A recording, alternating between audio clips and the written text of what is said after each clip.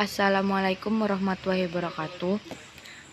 Baik, kami dari kelompok 4 akan mempresentasikan hasil kerja kelompok kami mengenai karbohidrat. Sebelum itu, kami akan memperkenalkan anggota dari kelompok 4 terlebih dahulu. Yang pertama, ada saya sendiri, Farah Gustiajana, dengan NIM 28 sebagai pembaca pemateri pertama. Yang kedua, ada Rian Hidayat dengan NIM 36 sebagai pembaca pemateri ketiga. Dan yang terakhir ada Rifki Aryasatya dengan NIM 62 sebagai pembaca pemateri kedua. Baik, langsung saja masuk ke materi. Yang pertama yaitu mengenai definisi karbohidrat. Karbohidrat adalah senyawa kimia yang merupakan gabungan banyak gugus fungsi hidroksil. Karbohidrat ini sangat banyak manfaatnya. Yang pertama yaitu sebagai sumber energi. Kedua, cadangan makanan dalam otot. 3. Penguat dinding sel tanaman. 4. Cairan infus. 5. Pemanis alami. 6. Penyusun asam nukleat. 7. Penyusun antibiotik gentamisin. 8. Antikoagulan pencegah pendarahan. 9. Hormon dan antibodi. Dan yang ke-10 sebagai bahan sintesis berbagai jenis material dan kosmetik. Klasifikasi karbohidrat dibagi menjadi 3 kelompok. Yang pertama, ada monosakarida, disakarida, oligosakarida, dan polisakarida. Yang kedua, ada triosa, tetrosa, pentosa, dan heksosa. Dan yang terakhir ada aldosa dan ketosa. Baik, di sini saya akan menjelaskan tentang monosakarida. Monosakarida merupakan karbohidrat yang paling sederhana. Struktur monosakarida dapat digambarkan dengan rumus proyeksi Fischer, mengandung gugus aldehid. Selanjutnya yaitu penjelasan mengenai disakarida. Disakarida terbagi menjadi 4 bentuk. Yang pertama sukrosa, terdiri dari glukosa dan fruktosa. Yang kedua ada maltosa, terdiri dari glukosa dan glukosa. Yang ketiga ada laktosa, terdiri dari glukosa dan galaktosa. Yang keempat ada selobiosa, yang terdiri dari glukosa dan glukosa. Selanjutnya yaitu penjelasan mengenai sukrosa. Sukrosa dikenal dengan gula tebu karena terdapat pada tebu dan bit. Tidak tergolong gula pereduksi karena ada atom canomerik telah tersubstitusi. Sukrosa terdiri dari gabungan molekul D-glukopiranosa dan D-fruktoforanasa ikatan 1,2 glikosidik. Selanjutnya yaitu penjelasan mengenai maltosa.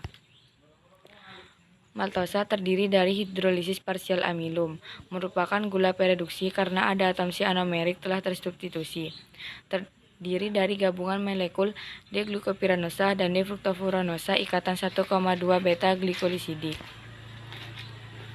Selanjutnya yaitu penjelasan mengenai laktosa.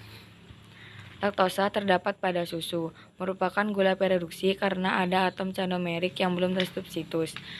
Laktosa terdiri dari gabungan molekul D-galaktopiranosa dan D-glukopiranosa yang terikat melalui ikatan 1,4 glikosidik. Baik, penjelasan yang terakhir yaitu mengenai selobiosa. Selobiosa dari hidrolisis parsial selulosa, merupakan gula pereduksi karena ada atom canomerik yang belum tersubstitusi. Terdiri dari 2 molekul D-glukopiranosa yang terikat melalui ikatan 1,4 glikosidik.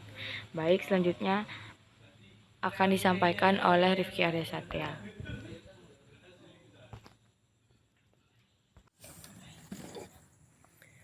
Selanjutnya, derajat kemanisan karbohidrat. Tingkat kemanisan beberapa karbohidrat dengan pembanding sukrosa atau gula tebu dengan skor 100. Sukrosa yaitu 100, laktosa 39, fruktosa 114, dan glukosa 69. Polisakarida yaitu terdiri dari amilum, glukosa, selulosa, dan kitin. Amilum terdiri selain memiliki rantai linear, juga terdapat rantai bercabang, terdiri dari 1000 atau lebih molekul glukosari, amilosa, dan amilopektin. Polimer dari glukosa yang bergabung melalui ikatan 1,4 A glikosidik. Memiliki rantai linear terdiri dari 250 atau lebih molekul glukosa. Dapat dihidrolis dengan enzim amilase. Dan asam kuat menghasilkan glukosa. Amilum terdapat pada bahan makanan pokok seperti besar, jagung, gandum, ketela, kentang, dan kacang-kacangan. Amilum terdiri dari amilosa dan amilopektin. Selulosa. Polimer dari glukosa yang bergabung melalui ikatan 1,4 beta glikosidik. Selulosa merupakan material penyusun jaringan tanaman tingkat tinggi. Kapas terdiri dari 90% selulosa, sedangkan kayu terdiri dari 30 hingga 40% selulosa. Selulosa memiliki rantai linear terdiri dari ribuan molekul glukosa. Dalam rumen usus hewan herbivora terkandung bakteri yang menghasilkan enzim selulase. Menghidrolis selulosa menjadi glukosa dan dimanfaatkan untuk sumber energi. Hidrolisis parsial selulosa menghasilkan disakarida selobiosa. Glukosa. Polimer dari glukosa yang bergabung melalui ikatan 1,4 alfa glikosidik dan ada percabangan melalui ikatan 1,6 alfa glikosidik. Strukturnya menyerupai amilopektin, tetapi jumlah percabangan pada glikogen lebih banyak dibandingkan amilopektin. Glikogen terdapat dalam jaringan otot 1% dan hepar 6% sebagai cadangan energi. Kitin. Polimer dari asetilglukosamin melalui ikatan 1,4 glikosidik terdapat pada cangkang hewan krustacea. Jika dihidrolisis menghasilkan kitosan yang sekarang banyak manfaatnya.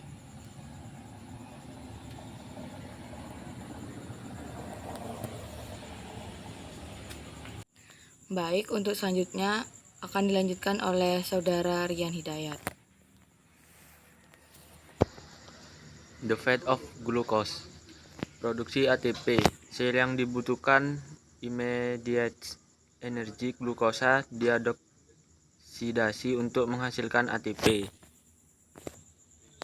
Sintesis asam amino. Sel di seluruh tubuh dapat menggunakan glukosa untuk membentuk beberapa jenis asam amino yang akan menjadi protein. Sintesis glikogen. Hepatosit dan serabut otot.